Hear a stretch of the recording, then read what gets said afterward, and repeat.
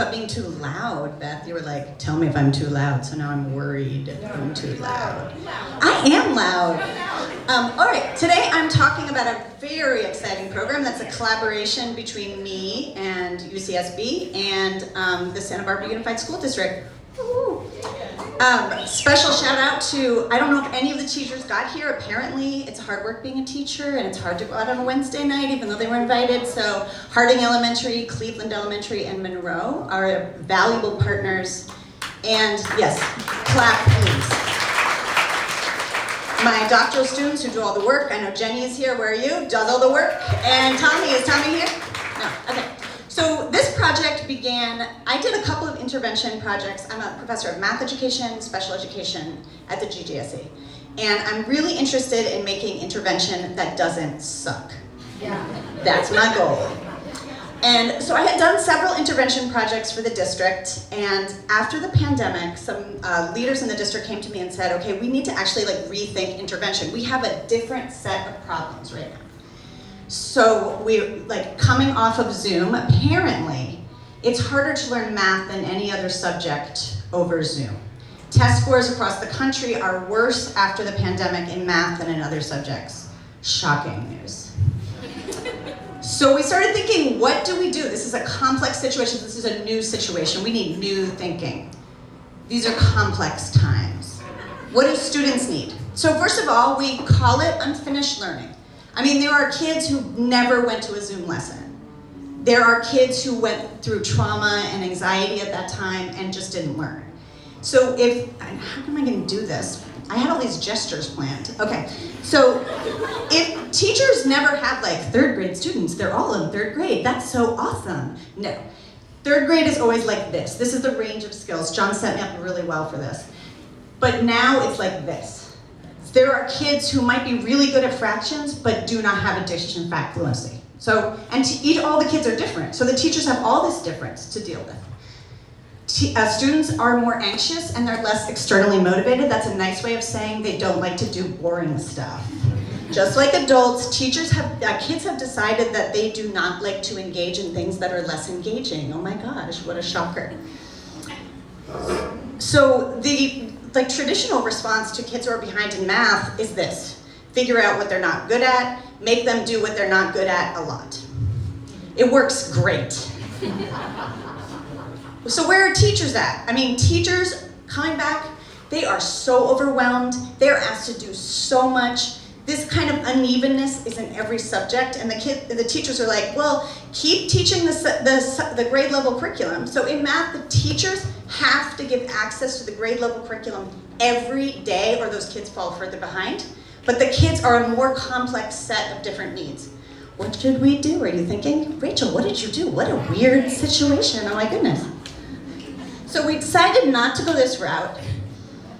In the meeting with some district leaders, they said to me, okay, so can't pull kids out anymore because there's too many kids who need support. And you need, we want it to be games, but no digital games because no more screens. So we want high quality games, board games and card games. And I was like, this is the greatest idea a leader in a district has ever had in their entire life. I am so into it, I can't even contain myself. So we made this happen. Me and my collaborators at UCSB and the teachers, we collected a bunch of high quality math games. So what do we mean by high quality math games? A math game is good for different purposes. For our purpose, we needed games that engaged kids in meaningful mathematics and were strategic. So they had to be a game they could play multiple times without getting bored. They weren't just a worksheet pretending to be a game, or as this third grade student said, there are games that are games, and there are games that the teacher tells you are games. The weirdest thing about that is a month later, an undergraduate on our project in my class said, there are games, and they didn't know that a kid had said this and we had written it down. They said, there are games that are games, and then there are worksheets pretending to be games. So the games that we use are both mathematical and strategic. So I brought two examples of this game. This is Shut the Box. It is a British pub game. We don't give them drinks. We don't gamble with the games. And it's the one, see, all the way on that side, up in the top. So you guys see it? So you start with all of these up and you're trying to shut the box. You can put a lever down when you roll. I rolled an 11. I can't believe I did that math in front of everyone. I rolled an 11 and I could put down 11, or I could put down 10 and 1, or I could put down 5 and 5. Oh, I love that table back there. I knew it. So kids are decomposing numbers. They're being fast in addition, but they're also learning probability and statistics. This is a good game. We've got lots of good games. Did you ever try blackjack? So we talked about blackjack today. I love blackjack because it helps them internalize combinations of 10 and adding to combinations of 10. Yes, we can talk about that afterwards. I will teach anyone this game afterwards. So here's an example in a school. So this is design research. We're not saying, oh wow, we know exactly how to do this. We are gonna now research the efficacy of this intervention. This is more of a pilot, it's more exploratory. We're working with the teachers. So we are also looking at how the teachers do this. Some teachers do it in a kind of controlled way. We send in undergraduates 2 times a week for 30 minutes to these elementary schools, 3rd and 4th grade. And the teacher decides how to use the undergraduate and how to use the games. This teacher is in the back doing a small group intervention from the curriculum with groups that change, and the kids have picked games in the front. And you also see our undergraduate working with one of the groups of kids. In this classroom, the kids pick the games they want. They have freedom and choice to pick whatever games they feel like playing. That's not true in every class. In some classes, the teacher says, you guys are gonna play this game. We don't judge, we're just learning what works from what they try. So we did a lot of research. We've done quantitative and qualitative research on it, but I'm just gonna show you the most fun part of the research and what is finished. So look over to Jenny, the doctoral student who has to do all this stuff. Okay. So I'm going to show you some student interviews. How many students did we interview? 40? 50? 1 year was 80 and the next year was like 20. Okay. We asked them, how does it feel to play math games? How does it feel to play games in math class? I love it. I feel happy and excited. It makes me really happy to know that we're actually playing math games. Exciting, the more I play math games, the more it makes me want to come to school just for math. We had multiple kids say it helped with attendance.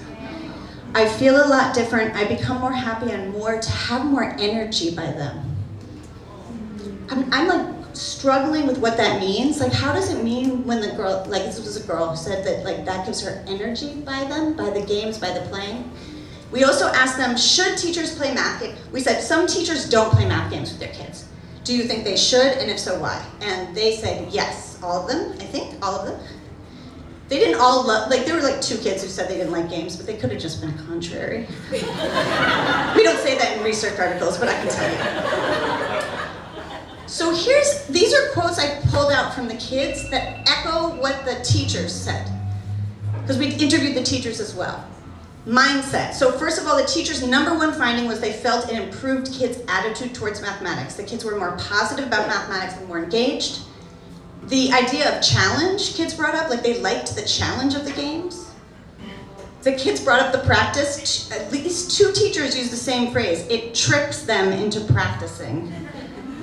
It gives you options, the kids said, and I think it gives the teachers options too.